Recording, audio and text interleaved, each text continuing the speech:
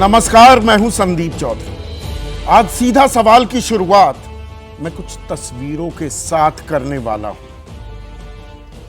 Railway station हो, bus station हो, सड़कें, होटल, छोटे छोटे होटल्स की बात कर रहा हूं। परेशान युवा, इन तस्वीरों में एक चीज जो आपको दिखेगी वो परेशान युवा। आलम देखिए, पटना का यह रेलवे स्टेशन है। यहां पर ये युवा प्लेटफॉर्म पर ही डेरा जमाने को मजबूर हो रहे हैं। होटल नहीं ले सकते, कमरे 500 रुपए के कमरे 2,500 रुपए में अब उनका किराया बढ़ा दिया गया है। रिक्शा 10 से 20 रुपए जो चार्ज होते थे 60 से 80 रुपए मांगे जा रहे हैं। यह हमारी भावी पीढ़ी है, हमारी आधी आबादी आलती पालती मारे बैठे हुए हैं। शौचालय तक का इंतजाम नहीं। ये कौन लोग हैं, यह बताना भी जरूरी हो जाता है। ये अभ्यर्थी हैं, ये शिक्षक भर्ती इम्तिहान के एंट्रेंस टेस्ट को देने के लिए आए हुए लोग हैं। बिहार में 1,70,461 शिक्षक पदों के लिए आवेदन मंगाए गए। 20 लाख से ऊपर लोगों ने आवेदन भरा। आज दूसरा दिन है, परीक्षा जारी है। पहले दिन 8 लाख के करीब ने इम्तिहान दिया। आज भी लगभग 8 लाख लोग, कल भी लगभग 8 लाख लोग इम्तिहान देने वाले हैं। और जो एग्जामिनेशन सेंटर्स हैं, पंखे नहीं चल रहे, बायोमेट्रिक्स काम नहीं कर रहा। आज दरभंगा के डॉन बॉस्को स्कूल में तो 2 सत्रों में चुनाव हो रहे हैं, एक मॉर्निंग एक इवनिंग। जो सुबह का है वो 1:30 बजे खत्म हो जाता है इम्तिहान, फिर 3:30 बजे दूसरा इम्तिहान, दूसरी शिफ्ट। वो बाहर ही नहीं निकल पाए। मतलब ऐसी बद इंतजामी। और कोई पूर्णिया का छात्र है, रोहतास में उसका सेंटर डाल दिया गया है। लोकल सेंटर्स दिए ही नहीं गए। Running from pillar to post जिसे कहते हैं, मारे मारे फिर रहे हैं ये युवा। ये हमारा डेमोग्राफिक डिविडेंड जिसे हम कहते हैं। पर इसमें बड़ी तस्वीर निकलकर क्या सामने आती है? नौकरी के लिए कितनी मारामारी है। और यह तस्वीर सिर्फ बिहार या राजधानी पटना की नहीं है, बिहार के अलग अलग इलाकों की भी, और यह देश के किसी भी हिस्से की तस्वीर हो सकती थी। और पिछले कुछ सालों में हमने देखा भी है। कुछ उदाहरण आपके सामने पेश कर दूं, आपकी याद ताजा कर दूं। मार्च 2018 की बात है। रेलवे ने 90,000 वैकेंसीज निकाली थी। 2,80,00,000 लोगों ने आवेदन दिया था। 2,80,00,000। तमिलनाडु में टाइपिस्ट और स्टेनोग्राफर्स के लिए, इन पदों के लिए आवेदन निकाले गए। 9,500 पद थे। 19 लाख लोगों ने आवेदन भरा, जिसमें 992 पीएचडी थे और 23,000 एमफिल। नौकरी स्टेनो की, टाइपिस्ट की। हरियाणा में 14,836 लोगों ने एक पियून की नौकरी के लिए अप्लाई किया। इसमें पीएचडी थे, एमफिल थे, एमएससी थे, एमए थे। मध्य प्रदेश में पटवारी 9,235 नौकरियां निकली। 10.25 लाख लोगों ने आवेदन भर दिया। पश्चिम बंगाल में 18 लाख लोगों ने एक ऐसी नौकरी के लिए आवेदन भरा जिसमें न्यूनतम योग्यता जो थी वो 8वीं पास थी। 3.5 लाख लोग इन 18 लाख आवेदनकर्ताओं में से ऐसे थे जिनके पास मास्टर्स डिग्री थी। अब हमने विश्व गुरु बनने का संकल्प लिया है, हम कह रहे हैं अमृतकाल में रह रहे हैं, पर अगर देश के युवा के पास एक अदद नौकरी नहीं होगी तो हम महाशक्ति कैसे बनेंगे, हम विश्व गुरु कैसे बनेंगे। सिर्फ बिहार की बात करूं तो 40 लाख लोग नौकरी की तलाश में दर दर भटक रहे हैं। जो पूरी जनसंख्या है उसमें लेबर फोर्स कितनी है? 42.2%, महज 42.2%। 100 में से जो नौकरी लायक लोग हैं 42 ही कुछ नौकरी कर रहे हैं। और नौकरी का मतलब क्या है? यहां पर रोजगार का मतलब पैमाना है, एक हफ्ते में 1 घंटे अगर आपने काम मिल गया आपको या कर लिया तो आपके पास रोजगार है। इन सबको जोड़कर बता रहा हूं, देश में 29 करोड़ लोग तो अब ऐसे हो गए हैं जिन्होंने नौकरी की आस ही छोड़ दी है। और यह बात बिहार तक महदूद नहीं है। अगर हम अखिल भारतीय स्तर पर भी बात करें, 8.3% बेरोजगारी दर चल रही है। नीतीश कुमार ने पिछले साल स्वतंत्रता दिवस के मौके पर वादा किया था 20 लाख रोजगार सृजित करेंगे। तेजस्वी यादव ने यह आंकड़ा 10 लाख कर दिया। प्रधानमंत्री मोदी ने 2014 में ही वादा किया था 2 करोड़ रोजगार हर साल देंगे। 9.5 साल हो गए हैं तो 2 करोड़ के हिसाब से 19 करोड़ रोजगार सृजित हो जाने चाहिए थे। लेकिन यह वादा कभी पूरा होगा क्या?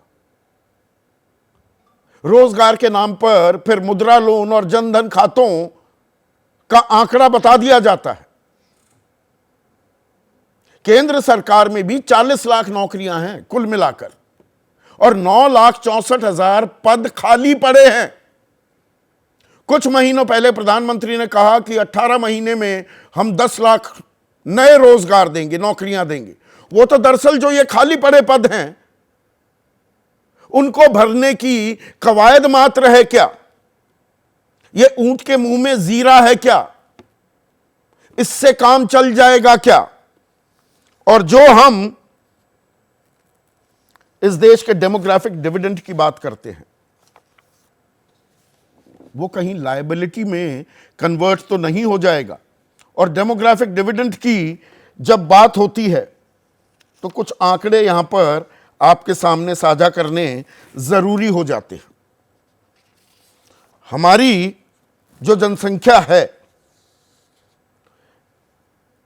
मैं 19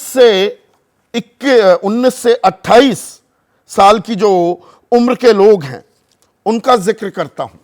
22% आबादी है, यानी कि लगभग 30 करोड़ लोग, पाकिस्तान से ज्यादा। इनको अगर नौकरी नहीं मिलेगी तो क्या समाज में तनाव और नहीं बढ़ेगा? यह मैं नहीं, बहुत सारे समाजशास्त्री इस ओर इशारा कर चुके हैं। प्रंजुल भंडारी हैं, HSBC के इकोनॉमिस्ट। वो कह रहे हैं देश को अगले 10 सालों में कम से कम 7 करोड़ रोजगार इजाद करने होंगे, मुहैया कराने होंगे, सृजित कराने होंगे। हो पाएंगे 2 करोड़ 40 लाख ही, तो 4.5 करोड़ रोजगार का शॉर्टफॉल तो हमेशा रह जाएगा।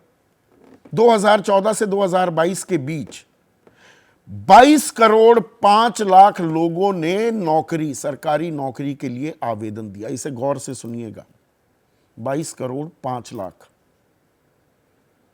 और नौकरी कितनों को मिली? 7,22,000, 0.33%। मतलब यह दिन रात का अंतर है।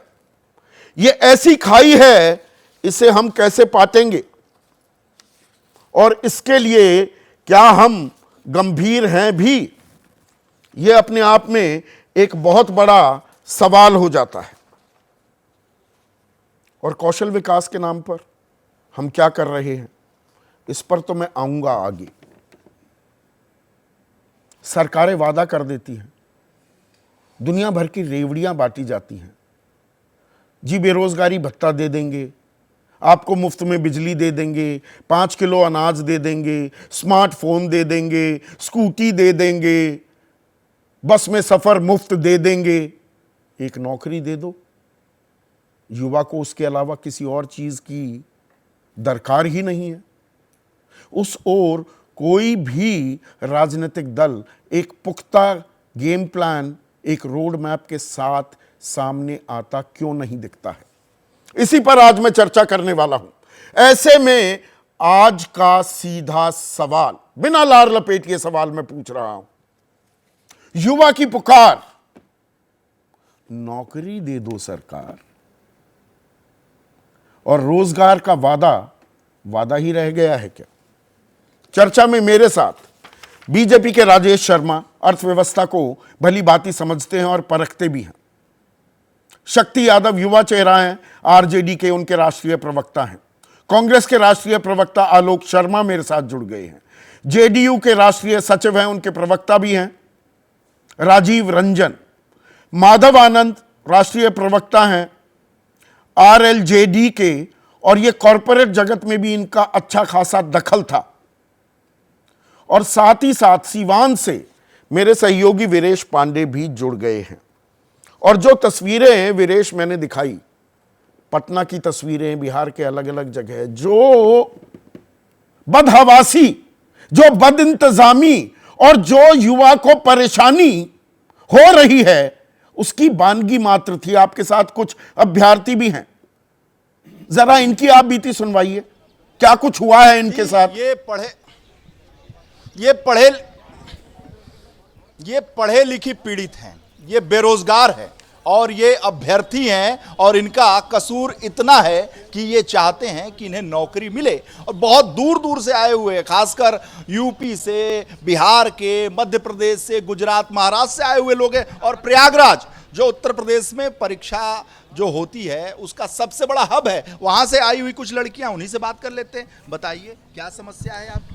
हेलो, हाँ बताइए, बोलिए। मुझे सुनाई नहीं दे रहा। सबसे बड़ी दिक्कत तो इन्होंने दो दिन का जो पेपर दिया है ना, वो दिक्कत है। इन्होंने लड़के लड़की के चक्कर में ना सब मारा मारी कर दिया है। ऊपर से इतना टिकट भाड़ा बढ़ा दिया है। सबसे बड़ी तो ये यूपी का जान के ना, कि जो बाहर से लोग आए हैं वो जान के इन्होंने किराया बढ़ा दिया है। इतना ये इन्होंने किया है। भोजन की तो दिक्कत थी, और ये तो स्टेशन पर रात भर रुकना पड़ा। वो लोग हम कैसे झेलें, और वो लोग हम मतलब सरकार नहीं जान सकती है ना, जो बीपीएससी पेपर करा रहे ना वो जान सकता है, वो अब एक अभ्यर्थी ही जान सकता है। सही बात है, ये दर्द सबका है। क्या कहें? सर, मैं यही कहना चाहूँगी कि हम सभी लोगों को सरकार जो है अच्छी तरह से भरपूर बेवकूफ़ बना रही है। और इतना ही नहीं, एक तो हम लोग को पढ़ने के लिए समय नहीं दी गई, दूसरी समस्या ये है कि हम सभी कैंडिडेट्स को 2 दिन का ये एग्ज़ाम के चक्कर में रात भर स्टेशन पे हम लोगों को किस कंडीशन में, किस स्थिति में है, ये तो सरकार नहीं समझ रही है। और साथ ही जब पढ़ने का अवसर नहीं दी, पढ़ने का मौका नहीं दी, तो इतना हाई लेवल का एग्ज़ाम क्यों ली? लग रहा है जैसे कि हम लोग 1 to 5 का टीचर्स नहीं, बल्कि IAS PCS का नौकरी लेने के लिए आए हैं। अगर ऐसा करना ही था तो पहले से सिलेबस जारी करती सरकार। जाहिर सी बात है, क्या कहेंगे? सर, इतना हार्ड पेपर था, जैसे हम लोग सिविल सर्विस का एग्ज़ाम दे रहे हैं। ये प्राइमरी लेवल के टीचर बना रहे हैं, ना कि सिविल सर्विस दे रहे हैं। इतना दूर से हम लोग जौनपुर से आ रहे हैं, और फिर टिकट, एक तो यहाँ तो रूम नहीं मिल रहा था, 2-2, 3-3 हज़ार में रूम दे रहे हैं। बच्चों की प्रॉब्लम समझनी चाहिए ना। 12 बजे तक हम लोग रूम ढूंढे, स्टेशन पे नहीं व्यवस्था, यहाँ तो व्यवस्था करनी चाहिए थी ना, ताकि स्टूडेंट आके आराम से सो सके, रह सकें। उतनी दूर से सब लोग आ रहे हैं, टिकट तो वैसे भी इतना महंगा, सबकी प्रॉब्लम समझनी चाहिए ना। और रूम वाले तो इतना महंगा रूम दे रहे हैं कि अगर जिनके पास नहीं व्यवस्था है वो वैसे रह जाएंगे। खाने पीने की सर, एक तो फैसिलिटीज़ नहीं थी। यहाँ होटल सारे ना जो 1000 या 500 में मिलने वाले थे वो सीधा 4000 5000 में हो गए। दूसरी बात, यहाँ पे ना इनको जब पता था कि यहाँ एग्ज़ाम सेंटर्स हैं तो इनको ट्रैफिक क्लियर रखना चाहिए था। जाहिर सी बात। एग्ज़ाम इनका जो भी कराया इन्होंने बहुत हार्ड था, और ये एक जो बीपीएससी का टीचिंग का एग्ज़ाम था उसके अंडरस्टैंडिंग पे इन्होंने वो एग्ज़ाम नहीं लिया। और यहाँ सारे कैंडिडेट को, चाहे वो बॉयज़ हो चाहे गर्ल्स हो, सबको रहने की बहुत प्रॉब्लम हुई है, और यहाँ पे कोई व्यवस्थाएं नहीं दी गई इनको। समस्याएं, आप भी कुछ कहना चाहते हैं? हाँ, रहने की और खाने की यहाँ पे बहुत समस्याएं रही हैं। हम तो खासकर यूपी सरकार के बारे में बोलना चाहते हैं। हम यूपी के पढ़े लिखे यहाँ पे एग्जाम देने आए हैं, यहाँ पे रात भर स्टेशन पे पड़े रहे, खाने के लिए इतनी मारामारी रही है। अगर यूपी सरकार जॉब दे दी तो तो हम यहाँ पे आते क्या, यहाँ आना ही नहीं पड़ता। अगर सरकार का ये रवैया रहेगा तो जितने पढ़ने वाले कैंडिडेट्स हैं ना, सबका मनोबल टूट जाएगा। इसलिए सरकार जो है थोड़ा सा सुधार करे, हम सभी का ध्यान रखते हुए। ऐसी बात है, मनोबल किसी चीज़ की व्यवस्था सरकार नहीं की है यहाँ पे। हम लोग बहुत दर दर करके भटके 3 दिन स्टेशन पे बिताए हैं। बस इतना ही कहना चाहेंगे और नहीं कुछ कहना चाहेंगे। बट यहाँ पे ना कई सीटों पे ना पैसे दे के भी लिए गए हैं। कई क्लासेस में देखा गया है कि मतलब अलग अलग सेंटर्स पे कि 2-3 बच्चे आते हैं, अपना सारा डिटेल भर के और अपना OMR शीट जो है वो टीचर को दे के और चले जाते हैं। तो इसका मतलब ये है कि चलिए आपकी भी कुछ समस्या होगी सर। यही सब जो लोग बता रहे हैं, यही समस्या मेरी भी है। यही समस्या है बस सर। हाँ, परीक्षा दिए हैं, हम भी दिए हैं। इतनी दूर प्रयागराज से आए हैं, वहाँ इतना साक्षर जिला है वो, लेकिन उसके वहाँ तो पेपर थोड़ा इजी आता है। यहाँ तो इतना हार्ड आया था, जैसे IAS PCS का हम लोग पेपर देने आ रहे हैं यहाँ। पढ़े तो कुछ ठीक है वीरेश, ये लोगों की परेशानी ये अपने आप में तस्वीर हमारे सामने साफ कर रही है। बदइंतजामी, सेंटर्स, लोकल सेंटर नहीं मिलना, कोई उत्तर से दक्षिण की तरफ आ रहा है, कोई पूरब से पश्चिम की तरफ जा रहा है, प्लेटफॉर्म पर बैठने को मजबूर हो रहे हैं। ये इम्तिहान सही मायने में ले रहे थे आप राजीव रंजन? ये सिर्फ शिक्षक भर्ती का इम्तिहान नहीं, युवाओं का भी इम्तिहान लिया जा रहा है क्या? देखिए, सबसे पहले जिस समय बिहार की ओर से 1,78,000 रिक्तियों के संबंध में जब आधिकारिक घोषणा हुई, उस समय भी विपक्ष ने कई सवाल खड़े किए थे। अगर बेरोजगारी को खत्म करना है, शिक्षा की गुणवत्ता को बेहतर करना है, तो फिर मुझे लगता है कुछ कठिनाइयाँ जरूर होती हैं, लेकिन पूरे देश के लिए अगर रास्ते खोले गए तो उसका अर्थ सीधा था कि इससे गुणवत्ता बेहतर होगी और जो सर्वश्रेष्ठ होगा, जो श्रेष्ठ होंगे, वही इसमें कहीं ना कहीं परीक्षा में सफल होकर के आएंगे। इस दृष्टि से परीक्षार्थियों को अगर प्रश्न पत्र को लेकर के कुछ ऐतराज़ है, तो मैं तो समझता हूँ बेहतर मेहनत करने की ज़रूरत है और आगे मेहनत करें, इसलिए कि बिहार को गुणवत्तापूर्ण शिक्षा देने वाले शिक्षकों की ज़रूरत थी।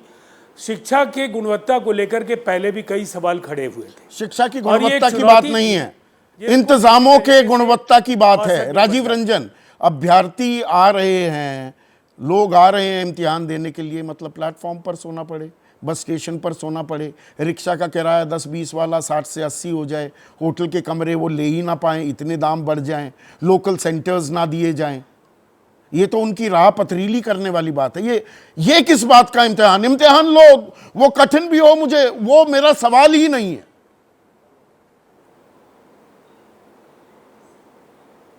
नहीं, मैंने आपके सवाल के साथ साथ जो सवाल अभी परीक्षार्थियों की ओर से उठाए गए थे, उन सवालों के जवाब में मैंने ये बात कही। जहाँ तक इंतजामात का सवाल है, तो निसंदेह बड़ी संख्या में अगर 8 लाख से ज़्यादा परीक्षार्थी आए हैं तो कुछ कठिनाइयों का सामना करना पड़ेगा।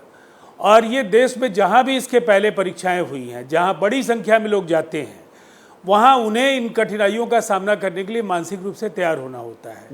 बिहार में जब आगे और बेहतर अवसर आएंगे, तो जहाँ कमियां हैं उनको दुरुस्त करके और बेहतर तरीके से हम करने की कोशिश करेंगे। लेकिन अभी जो फौरी चुनौती है, परीक्षाएं संपन्न हो, जल्द से जल्द इनका परिणाम मिले और बिहार में नियुक्तियां शुरू हो सकें। और इस दृष्टि से ये एक बड़ा निर्णय है। इस निर्णय को पूरी तरह से ज़मीन पर उतारने में कुछ कठिनाइयां हुई होंगी, लेकिन मैं मानता हूं कि बड़ी संख्या में जहां भी नियुक्तियों के अवसर होंगे, तो उनके कई गुने बड़ी संख्या में परीक्षार्थी भी आएंगे, तो कुछ कठिनाइयों के लिए तो यही तो समस्या, ये तस्वीर भयावह नहीं है क्या शक्ति? मतलब देखकर थोड़ा मलाल नहीं होता कि ये हमारी युवा पीढ़ी है, ये देश की नींव है, ये बुनियाद है। ये मतलब जैसे पढ़े हुए हैं लोग, समस्या तो यहां है ना। संदीप जी आपने ठीक कहा। हम जिन सवालों को 2020 में उठाए थे, कि बेरोजगारी का केंद्र किस कदर बढ़ गया है, देश में हालात क्या है। बिहार एक बड़ा नियोक्ता के रूप में राज्य सामने आया और हमने सारे प्रतिबंधों को छोड़ा, जो चाहे वो कर सकता है आवेदन, और लोगों ने आवेदन किया। और ये भीड़ इस बात का प्रमाण है कि देश बेरोजगारी की महामारी से गुजर रहा है। जिन लोगों ने 2 करोड़ के वादे देश की जनता के सामने किया, वो वादे का 25% भी अगर यहाँ पर लागू हो गया होता तो ये भयावह तस्वीर खुलकर के सामने नहीं आता। ये बात अलग है। संदीप जी, एक बात आपने कहा बद इंतजामी की बात की। आप जानते हैं कि परीक्षा मैट्रिक के भी होते हैं, तो गांव कस्बा प्रखंडों में हर जगह ये भीड़ दिखाई पड़ती है। और हमने देश के स्तर पर कहीं ये नहीं देखा है कि कहीं कोई परीक्षार्थी जाते हैं तो उनके लिए अलग से कोई टेंट की व्यवस्था की जाती है। हाँ, ये जरूरी है कि जितने लोग आए थे उसमें कोई दिक्कतें ना हो, ये हमको देखना भी था। और जहां तक किराए की वृद्धि का सवाल है, उन सवालों से पता नहीं कहां का ये सवाल लाया है लोगों ने। अगर शिकायत आएगी तो जिला प्रशासन इन चीजों को होटल इम्तिहान चल रहे हैं, नहीं हटेगी। जो युवा हैं वो परेशान है। 1 मिनट सुनिए ना शक्ति भाई, 1 मिनट सुनिए। आपने 2 करोड़ रोजगार का वादा वो तो याद दिला दिया, और दिलाना चाहिए आपको भी। लेकिन मैं आपको ये याद दिला दूं, 2005 से नीतीश कुमार मुख्यमंत्री हैं बिहार के, और अगर लेबर फोर्स की बात करो तो बिहार 42.2% का आंकड़ा है। 42.2%। बाकी राज्यों का थोड़ा आंकड़ा आपको बता दूं, 1 मिनट सुनिए ना। असम में, आंध्र प्रदेश में 66.8, असम 55.8, छत्तीसगढ़ 68.9, गुजरात 60.9, झारखंड 65.10। 100 में से 65 लोगों को नौकरी मिल जाती है झारखंड में, जो नौकरी चाहते हैं। बिहार में ये 42.2 है। पिछले साल 15 अगस्त को जब नीतीश कुमार ने 20 लाख नौकरियों का वादा किया था, तब आप भी सरकार में हिस्सेदार थे। कितनी नौकरियां दी गई? या ये भी एक वादा है और वादे का इंतजार करिए। नहीं संदीप जी, शायद हमें लगता है कि आपको आंकड़ा लेने की जरूरत है। लगभग 4.5 लाख नौकरियां बिहार की सरकार ने दे रखी है, और 5 लाख रोजगार भी मुहैया है। ये आंकड़े हैं बिहार सरकार के।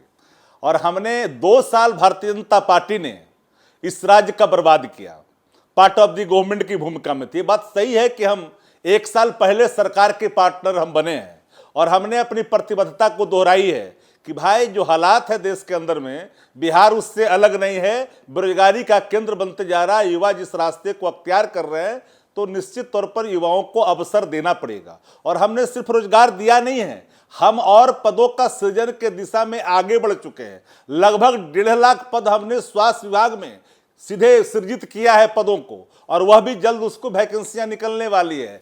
वो सामने आएगा खुलकर। इसी वादे ने तो मार रखा है युवाओं को समय सीमा के अंदर। 1 मिनट शक्ति भाई, इन्हीं वादों ने तो युवाओं को मार रखा है। और राजेश, 1 सेकंड राजेश, ये सिर्फ बिहार की तस्वीर नहीं है। और ये बिहार में जो ये युवा आए हैं इम्तिहान देने के लिए, इसमें यूपी के भी लोग हैं, इसमें मध्य प्रदेश के भी लोग हैं, राजस्थान के भी हैं।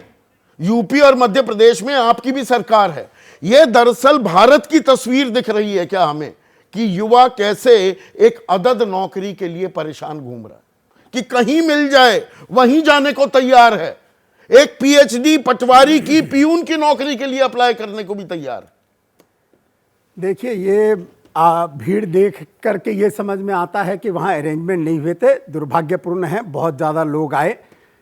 अनएम्प्लॉयमेंट के मामले में बहुत क्लियर ईपीएफओ का अगर हम डाटा देखें तो हर महीने 15 लाख नए ईपीएफओ के रजिस्ट्रेशन हो रहे हैं, और वो नए हैं। मैं आपको बता दूं, वो कोई छोड़ करके जॉब करने वाले नहीं हैं, और वो लगातार पिछले चार्टर्ड अकाउंटेंट हैं। चार्टर्ड अकाउंटेंट ये आंकड़ों में जो जादूगरी होती है, जो एग्जिस्टिंग यूनिट है वो ईपीएफओ में रजिस्टर हो गई। ये कोई नया सरकार रोजगार के आंकड़े क्यों नहीं देती? राजेश, अच्छा सीधी सी बात है, सरकार रोजगार के आंकड़े दे दे। सरकार रोजगार के आंकड़े दे देखिए रही है कोई क्या? भी नया रजिस्ट्रेशन तो नया रजिस्ट्रेशन है। आप जो भी अलग तरीके के भी आंकड़े आते हैं, हाँ। सीएमआई के कुछ लोग आंकड़े, जो कांग्रेस का आदमी है उसके आंकड़े उठा के देख लो आप 2014 के पहले के। कंजम्पशन एक्सपेंडिचर, एक आदमी कितना खर्च करता है उसके आधार पर रोजगार के आंकड़े इकट्ठे होते थे। तेंदुलकर कमेटी रिपोर्ट के बाद 2011-12 में वो आए, 16-17 में आने थे, 16-17 के बाद वो दबा दिए गए।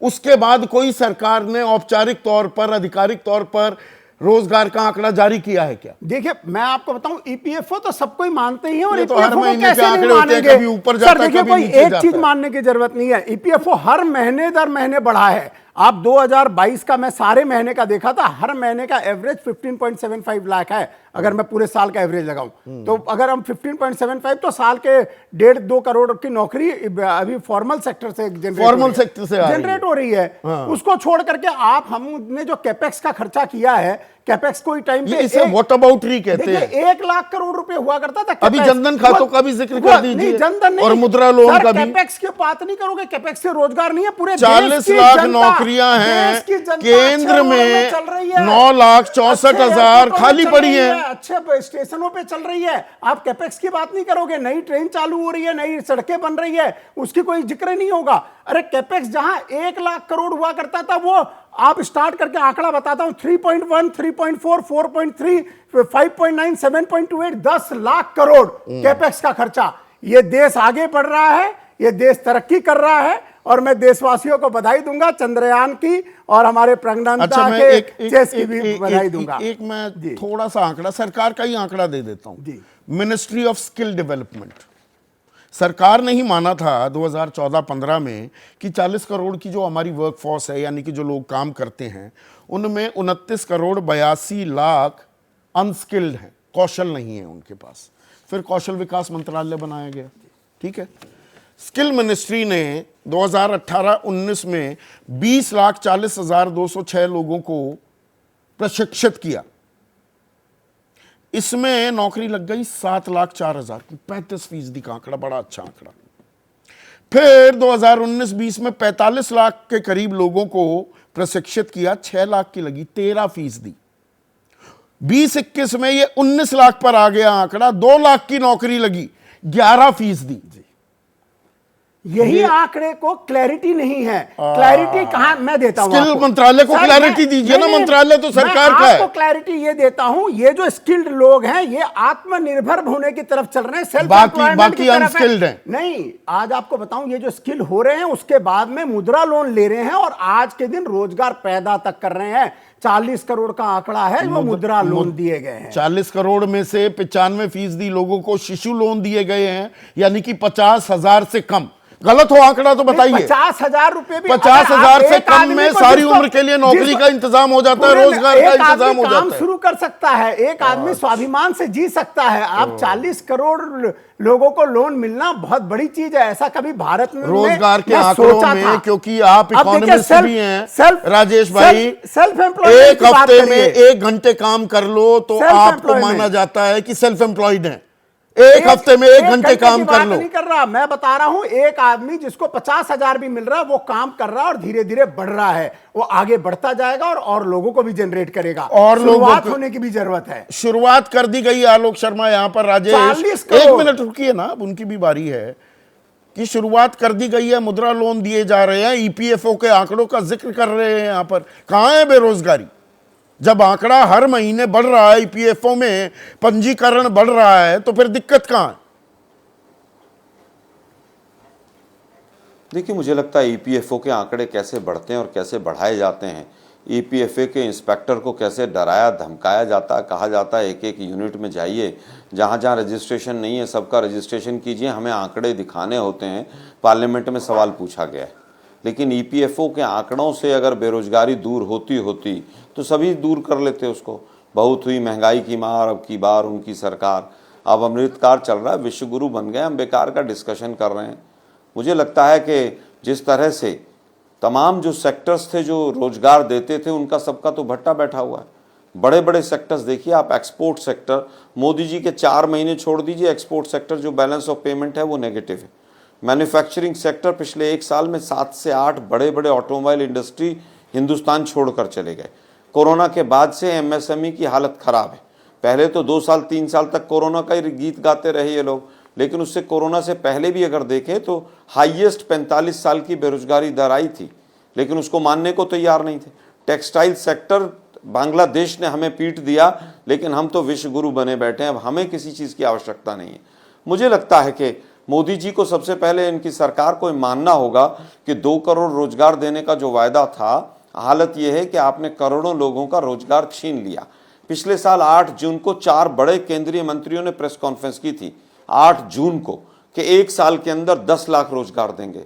किसी ने आरटीआई लगाई कि साहब सेंट्रल गवर्नमेंट में पिछले साल में कितने रोजगार आए हैं, तो लगभग 2,11,000, मतलब 20% 21% पे इनका पूरा आंकड़ा रहा है। तो ये सिर्फ केंद्र की जिम्मेदारी है, केंद्र की सरकार नहीं पूरी तरह आलोक वही उसी बात पर आ गया मैं। दोनों केंद्र की जिम्मेदारी है, राज्यों की नहीं। राजस्थान की बात करूं, दूसरे नंबर पर है बेरोजगारी की दर। वहां पर 40 लाख लोग रोजगार मांगते घूम रहे हैं बिहार में, वहां पर भी आपकी ही सरकार है, साझा सरकार है। देखिए मैं समझता हूं संदीप भाई कि किसकी कहां पर सरकार राज्यों में बैठी है। अब मैं उत्तर दूंगा कि बिहार में तो हमारी सरकार कुछ दिन पहले ही आई है, 18 साल से तो बीजेपी की है। मैं समझता हूं कि दर्शकों को सही पर्सपेक्टिव नहीं जाएगा। आज 2.37 से लेकर राजस्थान की ग्रोथ रेट 11.4% हो गई जीडीपी की 4 साल के अंदर, 4.5 साल के अंदर, और रोजगार भी दिए गए हैं। लेकिन दिक्कत यह है कि बेरोजगारी केवल राज्यों का या केंद्र का विषय नहीं। मुझे आप बताइए लेबर मिनिस्टर कौन है हिंदुस्तान का? यहां पर पैनल पे बैठे हुए आधे लोगों को नहीं पता होगा लेबर मिनिस्टर कौन है हिंदुस्तान का। राजेश शर्मा साहब से ही पूछ लीजिए लेबर मिनिस्टर कौन है। राजेश भाई, लेबर मिनिस्टर कौन है हिंदुस्तान का? जो एनवायरमेंट फॉरेस्ट के भी मंत्री हैं। अब जी के टेस्ट नहीं हो रहा, टेस्ट तो यहां पर युवा का हो रहा है। मैं कह रहा हूं कि मैक्सिमम सवाल सरकारों से है। आलोक शर्मा, देखिए यहां पर युवा का टेस्ट लिया जा रहा है। आपस में टेस्ट लेने से युवा कब सफल होगा, कब सफल होगी उसकी साधना, कब मिलेगी नौकरी? देखिए मुझे लगता है जब 1000 करोड़ रुपया देश के प्रधानमंत्री मन की बात पर खर्च करते हैं तो एक बार युवाओं की बात भी कर लेनी चाहिए, युवाओं के मन की बात भी कर लेनी चाहिए थी। एक कोऑर्डिनेशन कमेटी कोई लेबर मिनिस्टर्स की नेशनल लेवल पे भी बना दी जाती। पहले 1 साल के अंदर make in India, startup India, बैटअप इंडिया, लेटअप इंडिया, स्किल इंडिया, पता नहीं कितने इंडिया के प्रोग्राम बनाए, लेकिन सबकी हालत यह हुई कि अंत ये रहा कि इकोनॉमी रिंग अप इंडिया रही। अब मैं बताता हूं बिहार वाले में भी, मेरी कल एक अधिकारी से बात हुई रात को कि भाई ये बहुत भयावह तस्वीरें आ रही हैं, इसका मूल कारण क्या है? लगभग 60% बच्चे तो बाहरी राज्यों से गए। जिस समय पर ऑप्शंस भरे गए कि कौन से ऑप्शन कौन से सेंटर को लेंगे, वो ऑप्शंस तुरंत भर गए। अब मान लीजिए अगर यूपी के बच्चे ने, बनारस वाले ने, छपरा उसका सबसे नजदीक था, उसने छपरा भर दिया, तो स्वाभाविक है कि छपरा के बच्चे को छपरा नहीं मिला। उसका ये सबसे बड़ा कारण रहा। कितनी मारामारी है, ध्यान दिया जाना चाहिए। इससे ये बात साफ हो जाती है ना माधव आनंद कि नौकरी के लिए कितनी मारामारी है कि यूपी वाले आ रहे हैं, राजस्थान वाले आ रहे हैं, मध्य प्रदेश वाले आ रहे हैं। और हम डेमोग्राफिक डिविडेंड की बात करते हैं। 18 से 29 साल की उम्र की जो हमारी आबादी है वो 22% है। 30 करोड़ लोग हैं, और यही 30 करोड़ दिख रहे हैं ना हमें आज बिहार में। कोई प्लेटफॉर्म पर, कोई बस स्टेशन पर कोई मारे मारे घूम रहा है, किसी को शौचालय नहीं मिल रहा। ये वही है ना, वही 18 से 29 साल वाले हैं ना। संदीप जी, आपको बहुत बहुत धन्यवाद देना चाहता हूं कि आप हमेशा से एक गंभीर विषय को उठाते आए हैं। जब आप दूसरे चैनल पे भी थे उस समय हम आपके डिबेट पे बहुत बड़ा मौका मिला, चाहे पेट्रोलियम प्रोडक्ट्स की बात हो, तमाम अन्य महंगाई की बात हो, हर बार आपने ज्वलंत मुद्दे को उठाने का काम किया है। आज जो रोजगार की बात है, अगर देखा जाए तो निश्चित रूप से पूरे भारत के स्तर पे रोजगार की एक बहुत बड़ी समस्या है, अनएम्प्लॉयमेंट है। इस बात को कहने में मुझे कोई हिचकिचाहट नहीं हो रही है और कोई इसमें राजनीति भी नहीं होनी चाहिए। अनएम्प्लॉयमेंट पूरे भारतवर्ष में है। अब जहां तक बिहार की बात है, मुझे थोड़ा वक्त दीजिएगा क्योंकि मैंने सबकी बातों को गंभीरता से सुना और आप निष्पक्ष रूप से देते भी हैं, सबको वक्त भी देते हैं। बिहार में जो वर्तमान स्थिति अभी बनी, जो आपने कहा कि बीपीएससी के माध्यम से 3 दिनों में जो है परीक्षा ली जा रही है, लगभग 1,70,000 वैकेंसी है और 20 लाख से ज्यादा अभ्यर्थी हैं और अभ्यर्थी पूरे भारतवर्ष से हैं। स्वाभाविक है डोमिसाइल पॉलिसी को हटा दिया गया है। अब देखिए डोमिसाइल पॉलिसी को बिहार में तो अनएम्प्लॉयमेंट रेट है ही, कितना रेट है आपने खुद जैसे दिखाया, डेटा दिखाया। अगर आप अचानक से डोमिसाइल को हटाते हैं तो देखिए डोमिसाइल हटाने के 2 तर्क दिए गए सरकार की तरफ से। शिक्षा मंत्री ने कहा कि बिहार में जो साइंस और मैथमेटिक्स के टीचर या इंग्लिश के टीचर्स अच्छे नहीं हैं, इसीलिए मुझे डोमिसाइल जो है सो हटाना पड़ रहा है, यानी पूरा खुला है कि कहीं के लोग जो है सो यहाँ आवेदन कर सकते हैं। तुरंत उसके बाद जब हम लोगों ने कहा कि ऐसा नहीं है, यही बिहार के लोग यूपीएससी में जाके टॉप करते हैं, मेडिकल में टॉप करते हैं, इंजीनियरिंग में टॉप करते हैं, आखिर कैसे टॉप करते हैं? ऐसा तो नहीं कि नहीं टॉप करते हैं। फिर जो है ब्यूरोक्रेसी से एक प्रेस रिलीज होती है और मीडिया के माध्यम से कहा जाता है कि संविधान में ऐसा नॉर्म्स नहीं है कि आप डोमिसाइल लागू कीजिए। देखिए ये डोमिसाइल पर विवाद, 1 मिनट माधव आनंद, डोमिसाइल का विवाद हो गया है पुराना। इसमें 1 मिनट सुनिए, correct me if I am wrong. देखिए डोमिसाइल अगर ना भी होता तो ये जो उत्तर प्रदेश से, राजस्थान से, मध्य प्रदेश से आए हैं, ये भी तो मारामारी कर ही रहे थे। सवाल दरअसल ये है कि नौकरी, एक अदद नौकरी जो एक युवा तलाश रहा है, उसके लिए कोई राह कोई भी सरकार, राज्य या केंद्र सरकार देने को तैयार है।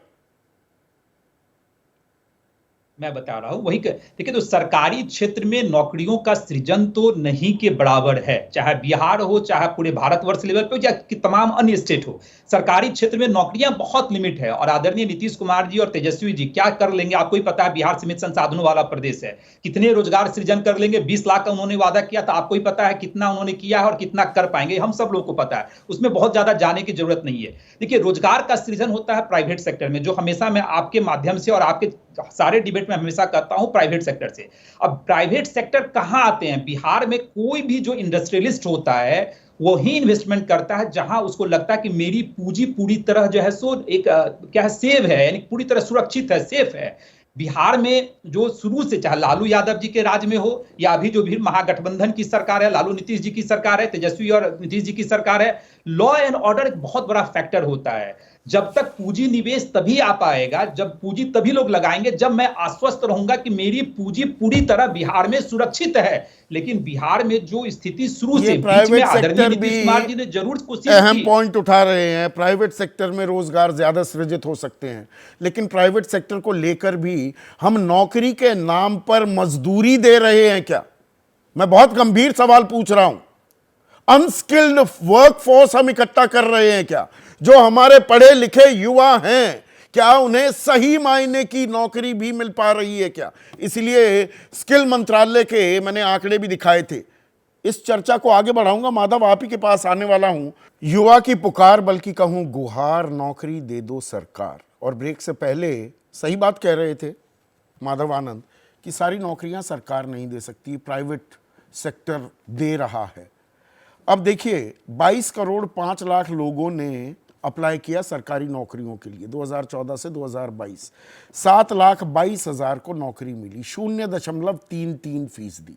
अब जब हम कॉरपोरेट वर्ल्ड की बात करते हैं माधव आनंद, और आप उसका हिस्सा रहे हैं, और कोविड के बाद तो कॉरपोरेट वर्ल्ड को वैसे ही समझ में आ गया कि 25-30% लेबर फोर्स या अपने एम्प्लॉय की संख्या काट के भी काम चल सकता है। ये कॉरपोरेट वर्ल्ड कौन सी नौकरियां दे रहा है? छटनी इज द नॉर्म। गलत तो नहीं कह रहा हूं। निश्चित रूप से देखिए कोविड के पीरियड में जो लॉस हुआ, चाहे प्राइवेट सेक्टर या किसी भी इंडस्ट्री में, मैं कह सकता हूं सरकार को भी लॉस हुआ, प्राइवेट सेक्टर को भी लॉस हुआ, तो कहीं ना कहीं उसका जो है अनएम्प्लॉयमेंट रेट उस रेट में बढ़ा है, क्योंकि बहुत सारे कंपनी को कॉस्ट कटिंग करने के कारण जो है बहुत सारे जो मैन पावर थे उसको निकालने की जैसे आवश्यकता पड़ी और निकाला भी। लेकिन एक तरफ संदीप जी मैं दूसरी बात कहना चाहूंगा, जिस तरह इंडिया में स्टार्टअप्स के जो कंसेप्ट आया, खासकर आदरणीय प्रधानमंत्री मोदी जी जो लगातार स्टार्टअप्स की बात करते हैं कि स्टार्टअप्स को कैसे जो है प्रोत्साहित किया जाए in terms of government financial assistance के रूप में, या अगर आपके पास कोई इनोवेटिव आइडियाज हैं, जैसे आर्टिफिशियल इंटेलिजेंस की मैं बात करता हूं। आज एक वक्त था कि पहले कोई आर्टिफिशियल इंटेलिजेंस इंडिया में लोग बात नहीं करते थे, ये सब ना अच्छे लगते हैं सुनने में। आप कॉर्पोरेट वर्ल्ड में रहे हैं, स्टार्टअप सुनने में बड़ा अच्छा लगता है। जो ओरिजिनल स्टार्टअप्स जो बड़े बड़े, ये ओयो से लेके, बाइजूस से लेके, पेटीएम से लेके, हाल क्या हुआ है आप मुझसे बेहतर जानते हैं। दुनिया भर में 100 स्टार्टअप शुरू होते हैं तो 75 वैसे ही बैठ जाते हैं। इनका हम गुणगान ज्यादा नहीं कर देते स्टार्टअप्स का। नहीं नहीं, देखिए बहुत सारे स्टार्टअप्स, आपने सही कहा, बहुत सारे स्टार्टअप्स की क्या रिजल्ट आए हैं हम सबको पता है, लेकिन उसी स्टार्टअप्स में से बहुत सारे यूनिकॉर्न भी बने हैं जो बिलियन में आज खेल रहे हैं, आज बिलियन में खेलने में खड़ा हूं, और जो वहां एम्प्लॉयमेंट जनरेशन का जो रेशियो है वो बहुत ज्यादा तो है। मतलब देखिए, हर कॉर्पोरेट स्तर पे, सरकारी वर्ल्ड स्तर पे एक भी काम रास्ता, करने का नहीं मैं ये बात मानता हूं, पर अनुपम देखिए, अगर ये डेमोग्राफिक डिविडेंड 19 से 28 साल की आयु के जो 22% आबादी है, वो 30 करोड़ लोग हो जाते हैं, उन्हें नौकरी नहीं मिलेगी, तो गुलनार हाइंसोन जो एक सोशियोलॉजिस्ट हैं, वो यूथ बल्ज की बात करते हैं कि अगर इनको नौकरी नहीं मिली तो सामाजिक समरसता खत्म होगी, तनाव बढ़ेगा, हिंसा बढ़ेगी। ये एक बड़ी चुनौती है, इसे हम नजरअंदाज कर रहे हैं क्या? नहीं संदीप जी, बिल्कुल ठीक बात आप कह रहे हैं, और मुझे लगता है कि ये जो हमारे डेमोग्राफिक डिविडेंड के साथ जो यूथ बल्ज है, और आपने तो एक एज कैटेगराइजेशन किया है, मुझे लगता है कि अगर उसको 35 साल तक लेके चले जाएं तो दुनिया में इस वक्त सबसे बड़ी युवा आबादी भारत में, सबसे बड़ी युवा आबादी, और इसके साथ अगर हम जस्टिस ना करें, इसको हम शिक्षा, कौशल, रोजगार के अवसर ना दें, और इसको अगर हम सिर्फ नारे दें, और मुझे बड़ा आश्चर्य होता है कि जिस सरकार ने खुद आजकल बोलना बंद कर दिया है, ये स्थापित हो चुका है कि अगर मुद्रा योजना सफल हुई होती तो बेरोजगार, आज ये चर्चा हम नहीं कर रहे होते। अगर मेक इन इंडिया से जॉब क्रिएट हो गया होता तो आज ये चर्चा नहीं कर रहे होते। अगर स्टार्टअप इंडिया सक्सेसफुल हो गया होता तो आज ये चर्चा नहीं कर रहे होते। अगर स्किल इंडिया सही में सफल होता, उस ईपीएफओ का डेटा आज भी कोट किया जा रहा है, सरकार ने कोट करना बंद कर दिया, पता नहीं हम अपने डिबेट्स में अभी भी ये बात कर रहे हैं। हमारे देश में 92-93% तो असंगठित क्षेत्र में रोजगार है, और वो फॉर्मल इकोनॉमी में, जहां पे कि आप एक डेफिनेशन को ट्वीक कर दें कि आप किसी फर्म में 20 एम्प्लॉय के रजिस्ट्रेशन पे ईपीएफओ को मैंडेटरी मानते हैं कि 10 को मानते हैं, और उस झटके में कितना बढ़ जाएगा। मान लीजिए किसी फर्म में 9 है और उसने एक एक्स्ट्रा ऐड किया, 10 हो गया, और उसने 10 का रजिस्ट्रेशन करवा लिया, तो 10 नए नौकरी हो गए। इस तरह की सेंसलेस चर्चाएं इतने सीरियस सब्जेक्ट पे, और ऐसे लोग करते हैं जिनको कई लोग मानते होंगे कि बुद्धिजीवी हैं, समझदार हैं, इनकी बातों को सुनकर हम लोगों को राय बनाना चाहिए। देखिए संदीप जी, मैं बहुत गंभीरता से कह रहा हूं और बहुत पेन के साथ कह रहा हूं। अब आप जानते हैं, एक लंबे समय से इस विषय पर हम काम कर रहे हैं और लगातार कहते आ रहे हैं कि इस डेमोग्राफिक डिविडेंड का ख्याल अगर नहीं रखा गया तो ये डेमोग्राफिक डिजास्टर बन जाएगा। इसमें एक और बात, अनुपम एक सेकंड, अनुपम एक सेकंड, देखिए, जब रोजगार की हम बात करते हैं, एक होती है नौकरी की, भाई सरकारी नौकरी या प्राइवेट कंपनी में नौकरी लग गई, पर यहाँ ये रोजगार के नाम पर भी अनस्किल्ड जो वर्कर है, जो मजदूरी मिल गई, वो ज्यादा हो रहा है क्या? और हम जब कॉर्पोरेट वर्ल्ड की भी बात करते हैं, जिसकी 50,000 की नौकरी थी, अब 30,000 पर काम करने को मजबूर है, कंपनियों को समझ में आ गया, या तो पिंक स्लिप दे देंगे, नहीं तो तनख्वाह काट दी, और करने को मजबूर है। हकीकत तो ये है ना आज की तारीख में। नहीं, बिल्कुल ठीक बात है। देखिए, क्वालिटी ऑफ वर्क तो एक अलग डिबेट ही है पूरी तरह से। हम तो अभी अनएम्प्लॉयमेंट की बात कर रहे हैं। अंडर एम्प्लॉयमेंट और क्वालिटी ऑफ जॉब जो है हमारे देश में, वो तो खुद में एक बहुत व्यापक विषय है जिसपे बहुत सारी चर्चा हो सकती है। अभी जिस तस्वीर को लेकर ये पूरी डिबेट ट्रिगर हुई है संदीप जी, जो बिहार में जो भीड़ और जो तस्वीर हमने देखा है, देखिए मुझे उसको लेकर 2 बातें कहनी है। पहली बात तो ये कि ये तस्वीर जो है, ये जो रोजगार मेला के नाम पे जो माहौल खड़ा करने की कोशिश हुई है, पिछले कुछ समय से भ्रम खड़ा करने की कोशिश हुई है कि खूब रोजगार मिल रहा है, सब कुछ बहुत बढ़िया चल रहा है, उसकी पोल खोलता है ये तस्वीर और ये भीड़। दूसरी बात देखिए, ये जो भीड़ है, ये सिर्फ एक प्रदेश की बेरोजगारी नहीं है। मैं बिल्कुल जिम्मेदारी और गंभीरता से कह रहा हूं। यहाँ पे उत्तर प्रदेश से गए अभ्यर्थी हैं, झारखंड से गए हैं, मध्य प्रदेश से गए हैं, राजस्थान से गए हैं। ये हमारी देश में जो बेरोजगारी ने राष्ट्रीय आपदा का, महामारी का रूप ले लिया है, उसका रिफ्लेक्शन है जो बिहार शिक्षक भर्ती परीक्षाओं के दौरान हम देख रहे हैं। अनुपम, जो आप कह रहे हैं कि ये राष्ट्रीय आपदा हो गई क्या, डेमोग्राफिक डिविडेंड डेमोग्राफिक डिजास्टर ना बन जाए, और इसमें सिर्फ केंद्र सरकार ही नहीं, राज्य सरकार, सबकी जिम्मेदारी आ जाती है क्या, अगर देश को विश्व गुरु बनाना है तो? आप सभी का बहुत बहुत शुक्रिया। जनता के सुझाव क्या हैं? हम व्हाट्सएप नंबर लगातार फ्लैश कर रहे हैं, अंतिम पड़ाव में जनता की राय क्या है वो साझा करूंगा, बने रहे। युवा मांगे रोजगार, इसी पर आज का था सीधा सवाल। और आम जनता की राय क्या है? यूपी के गोरखपुर से उमेश कुमार लिखते हैं कि नेता अपने बारे में सोचते हैं, लोगों को अच्छी शिक्षा की जरूरत है, राजनीतिक फायदे के लिए वादे किए जाते हैं। दूसरी राय राजकुमार हैं गुजरात सूरत से, चुनाव आता है तो युवाओं को रोजगार की रेवड़ी देते हैं और चुनाव खत्म होते ही नियुक्ति का अता पता नहीं, वादा तेरा वादा, वादे पे तेरे मारा गया। और एक और दर्शक है शाहजहांपुर एमपी से, इमरत सिंह, सरकार के भरोसे ना रहें, कोई भी सरकार नौकरी नहीं दे सकती, यानी कि खुद मुख्तार बन जाइए, अपनी काबिलियत बढ़ाइए, लेकिन सरकार को हम चुनते इसलिए हैं कि वो हमारे ज़रूरात जो हैं, जो हमारे मसाइल, हमारे मुद्दे, हमारे सरोकार हैं, उन पर खरी उतरे। तो ये सरकार की जिम्मेदारी जो है जवाबदेही, इसे हम लगातार तय करते रहेंगे और सवाल पूछते रहेंगे। आज सीधा सवाल में इतना ही।